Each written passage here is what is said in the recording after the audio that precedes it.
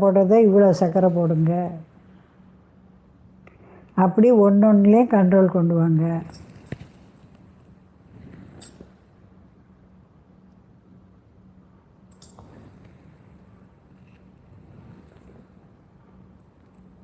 சரோஜா, நீங்கள் வெத்தலை போடுவீங்களா?